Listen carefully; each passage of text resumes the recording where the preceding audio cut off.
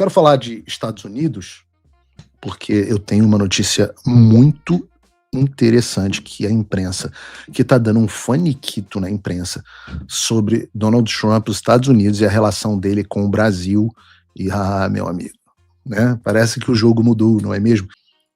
Bom, ontem eu queria tratar sobre esse assunto, mas acabou não dando tempo, e eu falava sobre o trabalho do Trump nos Estados Unidos, que é inegavelmente espetacular, porque são várias frentes acontecendo ao mesmo tempo em lugares diferentes. Vocês vão lembrar que uma das primeiras coisas que o Trump fez foi quebrar as pernas do complexo industrial da censura com o desmantelamento da USAID. Isso foi fundamental, não só porque expôs tudo que nós vimos de censura nos últimos 5 anos, que foi financiado pelo dinheiro do pagador de impostos americanos, mas também porque o Trump e o Rubio secaram a torneira de dólares que jorravam nessas ONGs com o objetivo de forçar você a acertar a pauta woke e te censurar caso você não o fizesse, com consequências políticas, como, por exemplo, a eleição do Lula, controlada pelo Alexandre de Moraes. Essa luta contra o woke, ela foi acentuada nos últimos dias também pela notícia da proibição imposta pelo Donald Trump às agências de inteligência e todo o governo americano de utilizarem as AIs, as inteligências artificiais da Anthropic. Anthropic é a dona daquela inteligência artificial chamada Claude AI. Se vocês não usaram, é uma inteligência artificial, talvez a melhor de todos para escrever texto, mas é muito melhor que o ChatGPT nisso, mas eles são extremamente woke, extremamente lacradores. A Anthropic proibiu a utilização da tecnologia deles para emprego em armas autônomas letais, e isso iniciou uma briga entre o Trump e o Pete Hegseth, o secretário de guerra, contra a empresa. O próprio Trump publicou que a Anthropic tinha cometido um erro desastroso ao tentar forçar a mão do Departamento de Guerra e disse que ele nunca permitiria que uma empresa radical de esquerda e woke ditasse a maneira como o exército dos Estados Unidos luta e vence guerras. O Elon Musk também tem chamado a atenção sobre como as empresas de inteligência artificial, como a Anthropic ou como a OpenAI, do ChatGPT, têm de fato um viés de esquerda. E a proibição do Trump de utilização das tecnologias Anthropic, na medida em que eles vão perder gordos contratos governamentais, serve como incentivo para que outras empresas adotem posturas mais isentas e cooperem com o governo dos Estados Unidos na utilização dessas tecnologias para a segurança nacional americana e a segurança do nosso hemisfério. Outra pauta interessante levantada pelo governo Trump, não somente contra o woke, mas principalmente na defesa da liberdade de expressão, também um dos alvos do complexo industrial da censura, foi a determinação do Departamento de Estado para que diplomatas americanos atuem ativamente contra a regulamentação de dados em países estrangeiros que possam afetar as empresas americanas.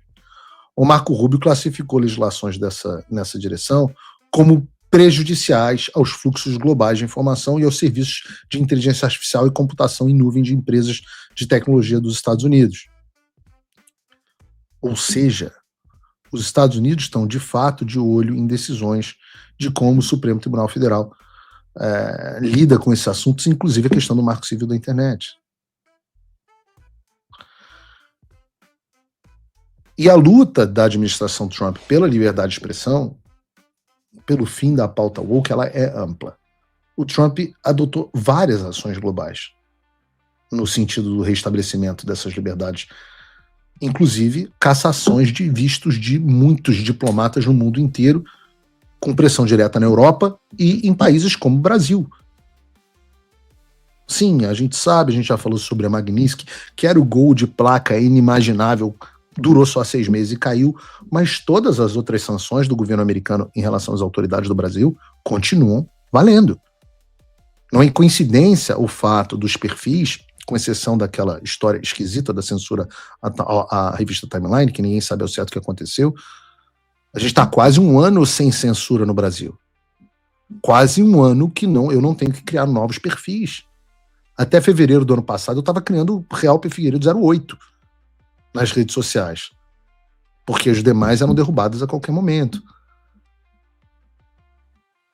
E muitas vezes as pessoas pensam que a relação do Trump com o Lula está maravilhosa, porque o Trump falou que se dá bem com ele, mas uma coisa é o que o Trump fala, a outra é a política externa americana que ele determina. E eu posso afirmar, já venho afirmando aqui, não é de ouvido, não é de qualquer lugar, que a política externa americana em relação ao Brasil não é essa que a imprensa brasileira pinta.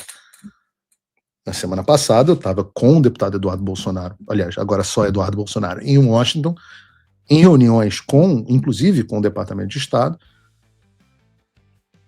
e nessa semana veio a notícia pública de que o Trump resolveu nomear, resolveu tratar o Brasil como prioridade e nomear uma pessoa para uma posição especial de levar informações sobre o Brasil para os Estados Unidos. E eu já vou falar sobre quem é essa pessoa. Mas esse é um pleito antigo que a gente tem. E até então a gente não havia conseguido. Há muito pouco conhecimento, e havia muito pouco, principalmente no início do governo Trump, muito pouco conhecimento sobre a situação do Brasil. Uma boa parte do trabalho que nós tivemos que fazer, é o trabalho que não aparece, é o trabalho que ninguém nunca vai bater palmas, é o trabalho de conscientizar os americanos sobre o que se passa no Brasil. Hoje todos sabem que o Brasil é uma ditadura. Todos sabem quem é Alexandre de Moraes. Mas dentro do próprio governo nós não tínhamos uma pessoa que tratasse de Brasil. E desde o nosso primeiro contato com o Trump, nós dissemos que o governo tinha muitas pessoas dedicadas à pauta de Cuba. Os cubanos estão há anos trabalhando nessa direção, os cubanos americanos fugidos, né? Os venezuelanos, óbvio, já tem 20 anos a situação da Venezuela, então são mais de 20 anos, 25 anos das pessoas tratando de assuntos de Venezuela. Tem dentro do Departamento de Estado, uma das pessoas chave aí do Departamento de Estado, até se tornou público, quem foi visitar o Bolsonaro, o Ricardo Pita. O Ricardo Pita é descendente de venezuelanos. Então você já tem pessoas descendentes participando da decisão de política pública. Mas quando se tratava do Brasil, que apesar de ser metade da América do Sul, é um país novo, os problemas do Brasil e a imigração, a consolidação da comunidade brasileira nos Estados Unidos, apesar de nós sermos quase 3 milhões já, mais do que os cubanos, é um país novo para a administração americana.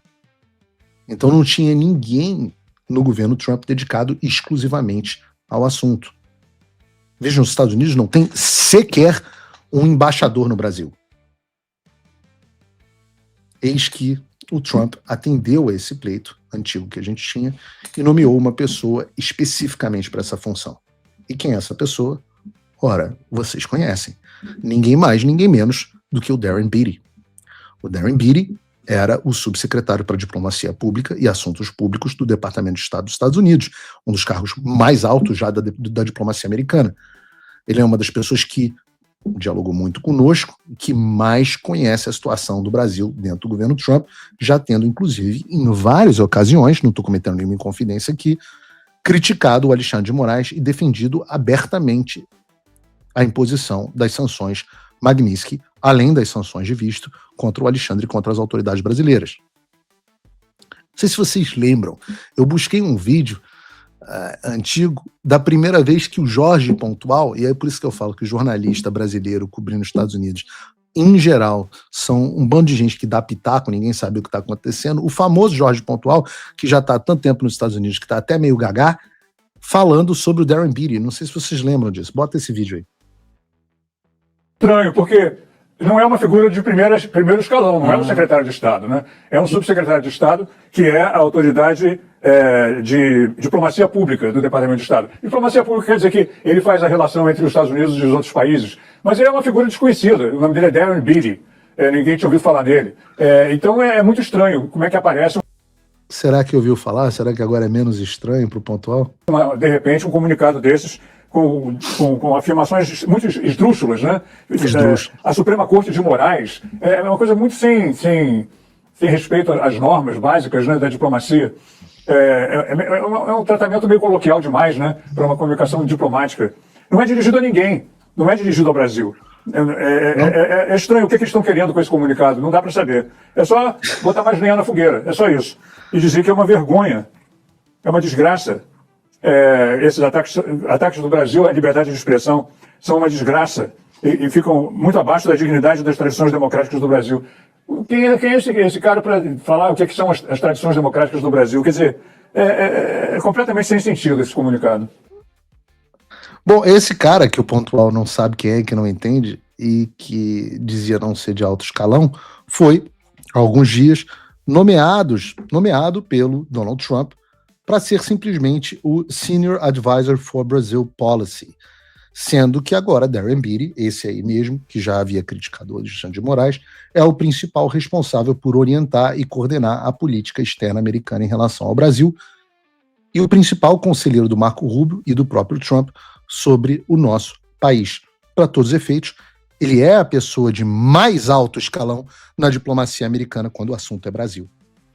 Aliás, parece que a nomeação do Darren Beattie já fez até efeito, porque hoje o Paulo Gonet pediu o arquivamento do eterno inquérito do Elon Musk, né, do Alexandre de Moraes contra o Elon Musk, e disse que ele não utilizou o X para, abre aspas, atacar o judiciário. E é óbvio que essa situação, essa nomeação, quando a imprensa tomou notícia, ela ficou desesperada. O Estadão, por exemplo, publicou uma reportagem dizendo: Trump põe para lidar com o Brasil no governo diplomata ligado a Eduardo Bolsonaro e Paulo Figueiredo. Ligado? Ligado como? Qual é a minha ligação com o Darren Beattie? Seja como for, né, para sair uma matéria dessa, é sinal que as pessoas estão descontroladas. E estão, jornalista aqui, internacional do Estadão, está descontrolado. É simplesmente hoje o maior expert da política externa americana, do Brasil na política externa americana. É assim que a vida é. E a gente está acostumado, porque, vejam, ontem era o pastor Xinga Fala Fala tentando fazer chacota com o trabalho que a gente faz nos Estados Unidos. Anteontem era o povo brasileiro levando bandeiras americanas e o pastor Xinga Fala Fala reclamando. Aí as pessoas chamavam Eduardo de bananinha, hahaha. Aí veio a Magnice, que a gente passou a ser o maior do mundo. Aí caiu a Magnice, que a gente vira o cocô do cavalo do bandido. Os apoiadores somem, as pessoas cancelam a assinatura. E, meu Deus, tudo está perdido, isso faz parte. Né? Se a gente, Eduardo e eu, fôssemos pessoas que a gente... meu Deus, as pessoas não estão mais felizes. E agora? O que faremos? Né? As pessoas do alto dos seus sofás... A gente vai continuar fazendo trabalho sério. O trabalho é de longo prazo. A gente nunca teve ilusão em relação a isso. A gente tem um trabalho em que nem sempre você aparece muito, não é um trabalho que vai dar aplausos, pelo contrário, quando as coisas dão errado, você vira o principal culpado. Não é um trabalho que dá protagonismo, não dá holofotes, não é um trabalho que nos beneficie pessoalmente, pelo contrário, mas é o trabalho necessário, pô. E a gente vai em frente com tranquilidade. E essa é uma notícia muito boa para o Brasil. É uma notícia muito boa para o Brasil.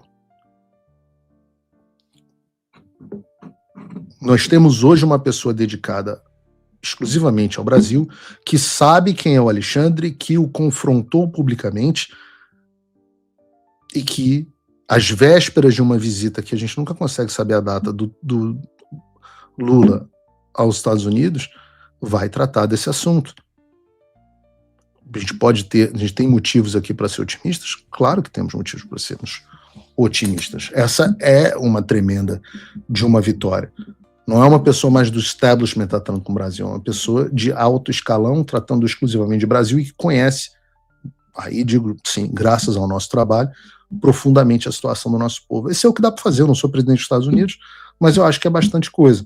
Eu suspeito, e aí é só um palpite, que muito em breve o Darren Beattie vá ao Brasil. Eu tenho essa suspeita. Eu suspeito que o Darren Beattie vá ao Brasil pessoalmente muito em breve. Depois digam se eu estou certo ou se eu estou errado, se o meu palpite está certo ou se está errado. Mas já pensou ir ao Brasil? Quem sabe se reúna com as pessoas do STF, do TSE, para saber como é que estão as coisas no ano de eleição. Deixa eu voltar no tempo. Em 2022, A gente estava tendo visita da Victoria Nuland, do Jake Sullivan, do Bill Burns. Estou falando das piores pessoas da CIA, do governo Biden, ao Brasil, para pressionar as autoridades brasileiras a não questionarem o sistema eleitoral. A gente tem a possibilidade, eu não estou anunciando aqui nada, eu estou dizendo que a gente tem a possibilidade agora de ter uma pessoa que o Estadão diz que é ligada a Eduardo Bolsonaro e Paulo Figueiredo, mas uma pessoa que, na verdade, é crítica aos abusos do Alexandre de Moraes, um dos arquitetos da Magnitsky, visitando o Brasil para monitorar a nossa situação no ano de eleição. Ninguém vai tirar eu tenho que deixar aqui os meus aplausos ao Eduardo, que foi quem acreditou nisso primeiro, da classe política. Porque essa é uma transformação significativa. E esse é o máximo que dá para prometer. Trabalho, trabalho, trabalho. Não chega a ser um vídeo que tem 60 milhões de pessoas, que é uma outra parte. O Nicolas parece que ficou muito magoado comigo quando eu disse que não se resolveu o problema do Brasil com vídeo de fundo preto, o que eu acho que é uma verdade absolutamente indiscutível, né?